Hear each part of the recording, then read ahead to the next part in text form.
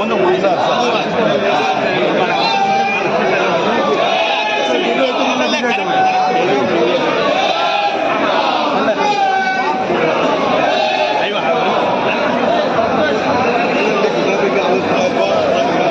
పోయే వాళ్ళందరూ ఎక్కండి, ట్రైన్ ఎక్కండి, పోయే వాళ్ళు ఎక్కండి.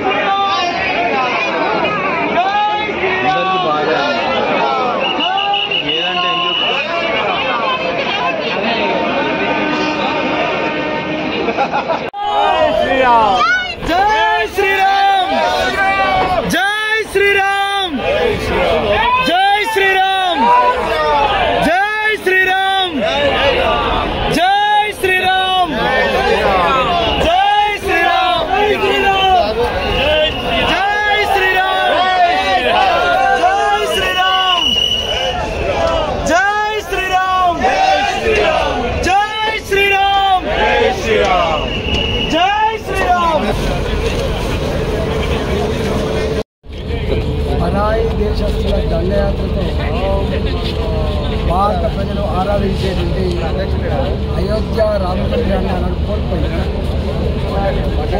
రామమందిర నిర్మాణం కావాలని 500 సంవత్సరాలుగా అనేక మంది భారత మాత ముద్దుబిడ్డలు తమ అమూల్యమైన ప్రాణాలను దారబోసి ఉద్యమాలు చేసి కరసేవలో పాల్గొన్నారు.